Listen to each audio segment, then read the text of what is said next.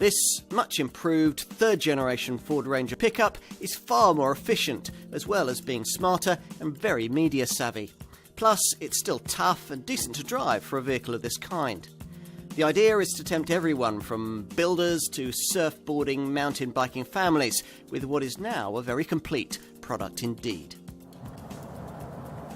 The original version of the Mark III Ranger was class-leading in the way it achieved its on- and off-road compromise, and this revised model continues to be one of the better pickups in the segment to drive. No, it isn't as car-like as a large family SUV, but one of those can't take over a ton in the back and probably won't be able to go as far off-road as this Ford can.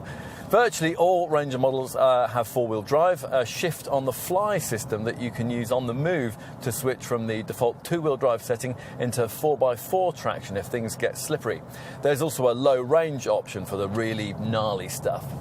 Under the bonnet, as before, there's a choice of two main diesel engines, a 2.2-litre TDCi four-cylinder unit or the 200 PS 3.2-litre TDCi five-cylinder power plant we're trying here.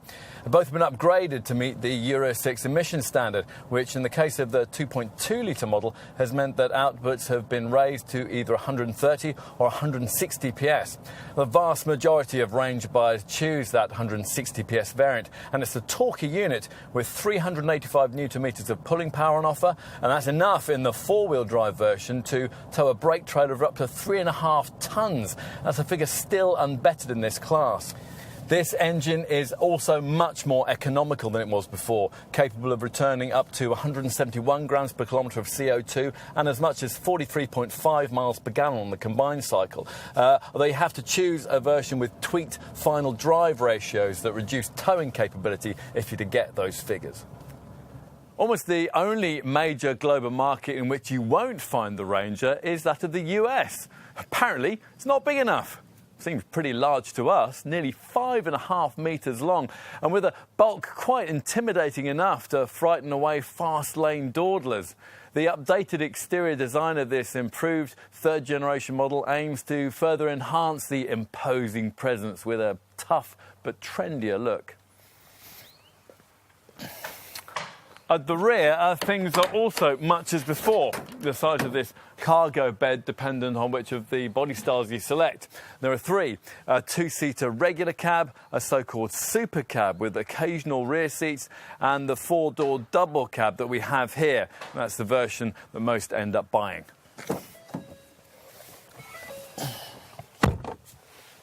Time to take a seat at the wheel. Now, you climb up high to perch behind the wheel of any pickup, and this Ranger is no exception, with an airy, commanding cab offering great all-round visibility and class-leading front seat headroom.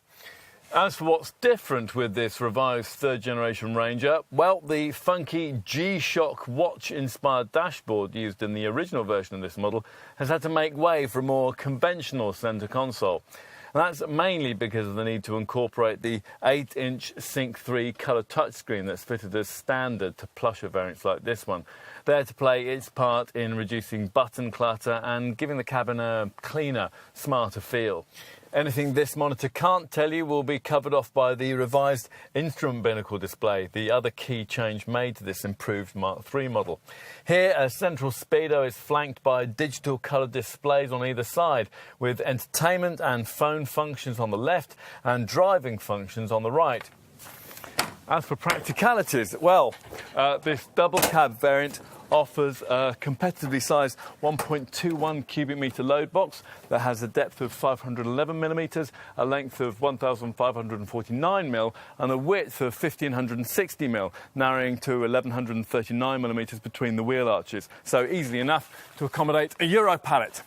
There's a payload capacity of up to 1,199 kilograms, and a clever adaptive load control system tweaks the stability control to compensate for cargo bed weight.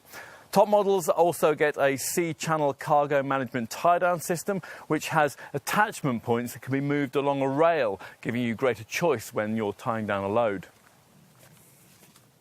Ultimately, though, there is much to like here. When it all comes down to it, the right tool can make child's play of men's work. And if you're looking for the best all-round contender in the pickup sector right now, then this, for many buyers, is exactly that, the right tool.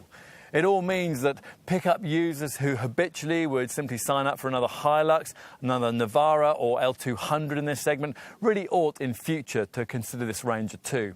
That was Ford's objective here. Job done.